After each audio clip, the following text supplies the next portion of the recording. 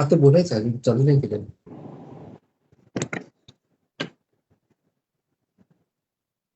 मेहले sir बोला. हा sir, माझं नाव सुहास यशवंत बेरे आहे हा आणि मी आरटीआय केला होता 24/2/2026 ला सर. ओके.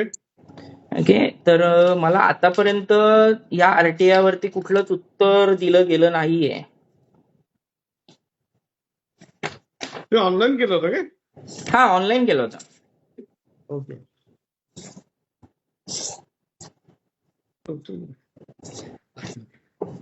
इनवर्ड.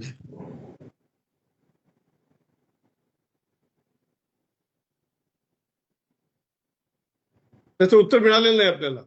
मला कुठल्याच पद्धतीने उत्तर दिलेलं नाही. आणि कसं आहे सर, 30 दिवसामध्ये जर उत्तर नाही आलं किंवा त्याच्यावरती कुठलंच मला जर म्हटलं नाही, तर मग ते डीम रिफ्युजल मध्ये जातं. म्हणजेच इनडायरेक्टली ते मॅडमनी रिफ्युजल केलेलं आहे. मॅडम हॅलो, हा सर. बोला तुम्ही हॅलो. उत्तर का दिलं नाहीये त्यानं? ऍक्च्युली सर, ते मेल मिस झाला माझ्याकडून. त्यांच्या आधीचे 2-3 होते, ते आधीचे 2 दिलेत आपण, आणि हा जो आहे त्याचा मेल मिस झालाय. माझ्याकडे माहिती रेडी आहे, आपण त्यांना आता माहिती पूर्ण देऊ शकतो. फक्त जी कलम 8 आणि 11 अंतर्गत माहिती आहे, ती माहिती आपण त्यांना नाही देऊ शकत. हा, जे काय असेल ना सर, मला ते रिटर्न मध्ये त्यांनी द्यायला पाहिजे होतं 30 दिवसाच्या आतमध्ये. त्यांनी ते दिलेलं नाहीये. तर मिस इंटरप्रिट झालं असेल त्याच्याकडून. नाही सर, असं नाहीये. मिस इंटरप्रिट म्हणजे आता आरटीआय कलम त्याच्यासाठीच आहे. ते मिस इंटरप्रिटेड जे जे असेल ना, त्यांनी मला लेखी खुलासा द्यावा, रिटर्न मध्ये द्यावा. ओके. आणि माझी तुमच्याकडे पहिली विनंती ही असेल की तुम्ही याच्यासाठी त्यांना जो काही दंड आहे आणि जो काही त्यांनी वेळ घेतलेला आहे त्याच्यासाठी तुम्ही पुढे अपील करावी. म्हणजे शिस्तभंगाची शिफारस देखील तुमच्याकडून झाली पाहिजे सर. पहिला अटेम्प्ट असेल तर सगळ्यात दंड पहिल्याच याला होत नाही, तुम्हाला माहिती आहे सर हो, मला पण माहिती आहे तुम्ही पहिल्या त्याच्यामध्ये. एक वेळ तुम्ही हा. एक वेळ तुम्हाला आता त्यांनी माहिती आज दिलेली आहे इन्फॉर्मेशन ऑफिसर कुलकर्णी साहेबांच्याकडे. ती तुम्हाला माहिती आजच्या आज आम्ही तुम्हाला विनामोबदला पाठवतो. हा, ठीक आहे. मला चालेल ती बिनामोबदला. आणि माझे जेवढे त्याच्यानंतर उशीर हा कंटिन्यू. हे जे माहिती आहे दिलेली ती तुम्हाला पाठवतो. तुम्ही माहिती बघा. आणि त्याच्यात काय तुम्हाला असेल तर तुम्ही पुढच्या अपीलच्या वेळेला आपण पुढचं अपील तुम्ही करू शकता. ओके ओके, तो सर प्रॉब्लेम नाहीच आहे. तो मला मान्य आहे, ते मला मान्य आहे सर. फक्त मला काय म्हणायचंय, 30 दिवसाच्या आतमध्ये जर मला उत्तर दिलं नाही तर ते डीम रिफ्युजलला जातं की नाही? तुमचं जे काही कारण असेल ना, मला त्यांनी 30 दिवसाच्या आतमध्ये लेखी द्यायला पाहिजे होतं. एव्हन त्यांनी मेलवरती जरी मला दिलं असतं की जे काही प्रॉब्लेम्स असेल तो. माझं फक्त तुम्हाला पहिलं म्हणणं हे आहे की 30 दिवसाच्या आतमध्ये ह्या मॅडमने मला काहीच उत्तर नाही दिलं. ओके, तर हे डीम रिफ्युजल मध्ये जातं की नाही?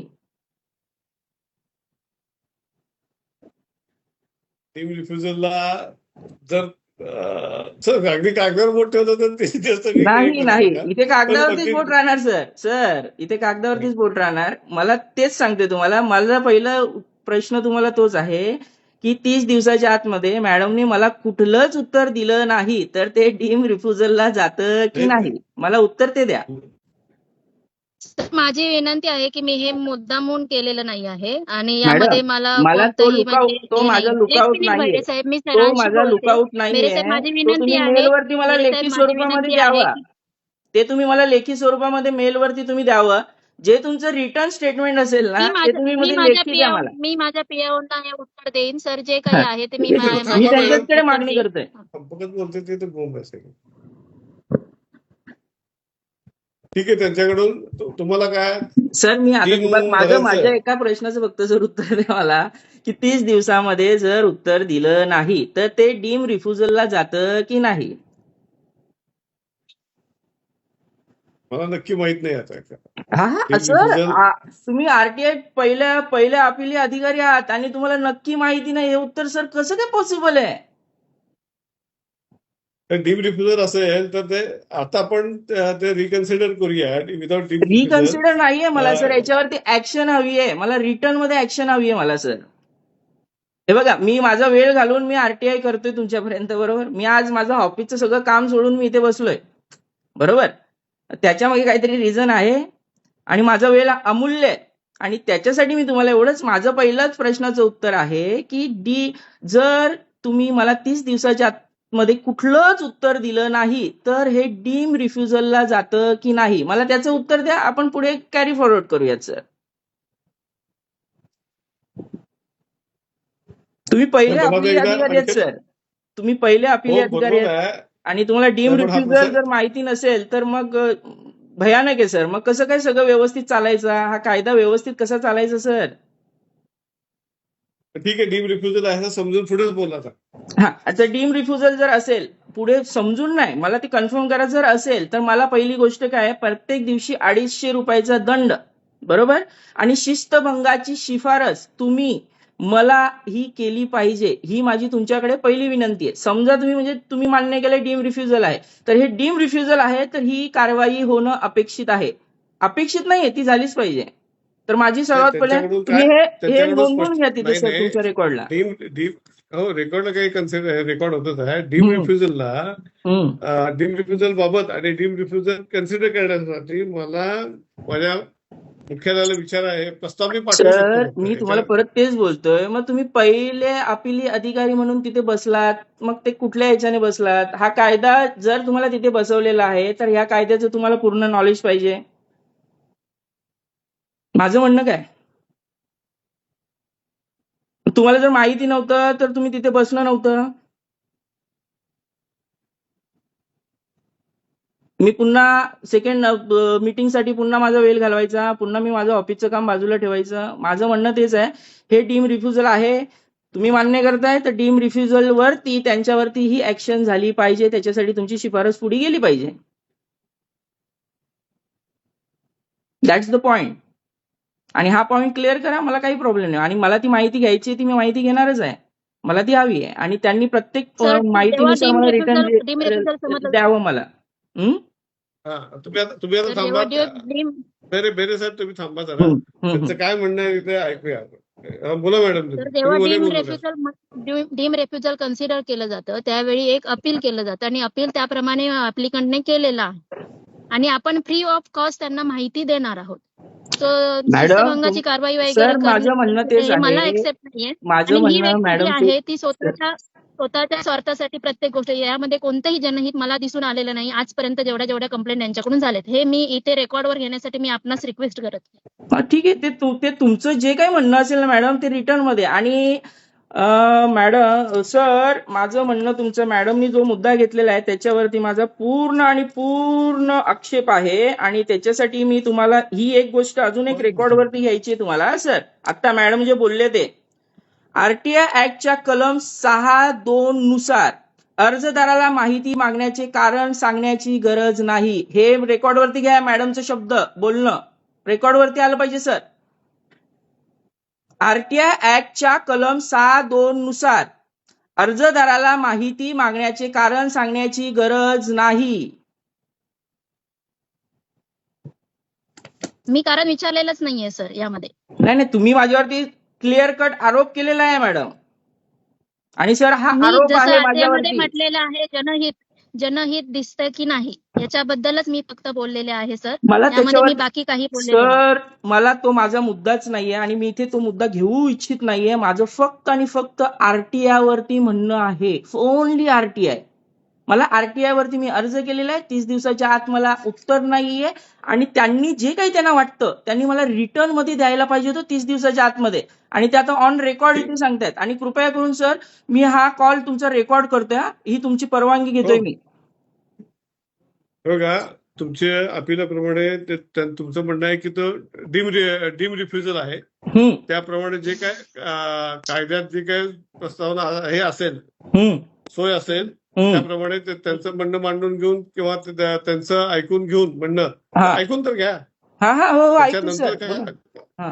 त्याच्यावर कारवाई करायची असेल, काय करता तरतूद आहे त्याप्रमाणे पुढील कारवाईसाठी शिफारस करण्यात येईल. ओके ठीक ओके. आहे. आणि आणि अजून तुमची माहिती हा आणि ठीक आहे ऐकून सर. घ्या. आणि मगाचा तुमची मुद्दा माहिती सर तो आवर्जून घ्यायचा आहे. तुम्हाला आता मॅडमनी माझ्यावरती आरोप केलेले आहेत आणि मी तुम्हाला परत सांगतोय, आरटीआय ऍक्टच्या कलम 6(2) नुसार अर्जदाराला माहिती मागण्याचे कारण सांगण्याची गरज नाही. आणि मी हो आहे. तेच बोलतोय. हा नमूद मॅडमनी जो माझ्यावरती आरोप केलेला आहे, हा आरोप नाही तुमच्या समोर केलेला आहे. मॅडमने आरोप केलेला नाही. त्यांनी सांगितलं आरोप याच्यामध्ये कोणत्याही केलाय. प्रकारचे कुठल्याही पद्धतीने जनहित माहिती आमच्याकडून मागितली जात नाहीये, याचं होत नाहीये. हा मॅडमनी क्लिअर कट माझ्यावरती आरोप केलाय. आणि त्याच्यासाठी जर त्यांनी 30 दिवसात मला जर उत्तर दिलेलं नसेल तर त्यांनी मला रिटर्न मध्ये द्यायला पाहिजे. हा आरोप आहे सर. आरोप केलाय मॅडमनी. आरोप केलेला नाही. मी तुम्हाला स्पष्टपणे रेकॉर्ड आहे सांगते माझ्याकडे मी मॅडम, रेकॉर्ड आहे माझ्याकडे. सुरुवातीलाच आता आरोप केलेला सांगितलं, आहे तो. माझ्या कार्यालयीन कामकाजामुळे आणि तो मेल मिस झाल्यामुळे फक्त माहिती दिली गेलेली नाहीये. ते मला मी तुम्ही एवढंच सांगू नका. सांगितलं. मी हे पहिले अपिली अधिकाऱ्यांना दिलेलं तुम्ही आहे. उत्तर द्या. ठीक आहे.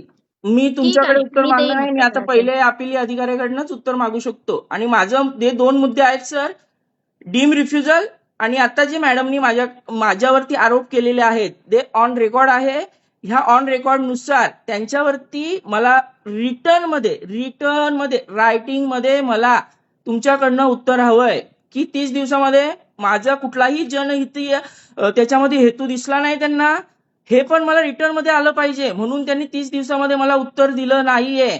आणि मी परत एकदा बोलतोय, आरटीआय ऍक्टच्या कलम 6(2) नुसार अर्जदाराला माहिती मागण्याचे कारण सांगण्याची गरज नाहीये. माझ्यावरती झालेले आरोप याच्यावरती मला रिटर्न मध्ये रायटिंग मध्ये मला उत्तर हवंय सर तुमच्याकडनं. झालं तुमचं. हो. तुमचे 3 मुद्दे होते. डीम रिफ्युजल 6(2) प्रमाणे कारण सांगायची गरज नाही. आणि डीम रिफ्युजल कन्सिडर केलं तर माहिती अधिकाऱ्यांनी माहिती पुरवणारी माहिती वेळेत दिली नाही, त्यामुळे त्यांच्यावर पुढील कारवाई करणे. वेळेत दिली नाही. वेळेत दिली नाही म्हणून वेळेत दिली नाही. तेच की या तिन्ही बाबत जे काय कायद्यात तरतूद आहे त्याप्रमाणे पुढील कारवाईसाठी शिफारस करण्यात येत आहे. Okay okay okay. आणि मला हे परत सर, मला ही माहिती किती दिवसामध्ये भेटेल हे मला सांगा. ही माहिती आजच तुम्हाला मेल केली तरी चालेल. मला मेलवरती मेल नाही. 60-70 पान आहेत. कुरिअर करतो. हो, हरकत नाही. मला कुरिअर केलं तरी चालेल. मला काही एवढी पानं आहेत. असे खूप मोठी माहिती आहे. 70 पानाचं होतं. चालेल. हरकत नाही सर. आणि परत एकदा मी तेच बोलतोय सर, माझा तो झालं की हो मॅडमनी जो मुद्दा घेतलेला आहे तो माझ्यावरती आरोप केलेले ऑन रेकॉर्ड, मला तो मुद्दा घ्यायचा आहे. एवढं लक्षात ठेवा. ठीक आहे. Okay sir. धन्यवाद सर. मी हे पण सांगते की जे काही रेकॉर्ड असेल ते सगळं मी पीएओना सबमिट करेन A to Z.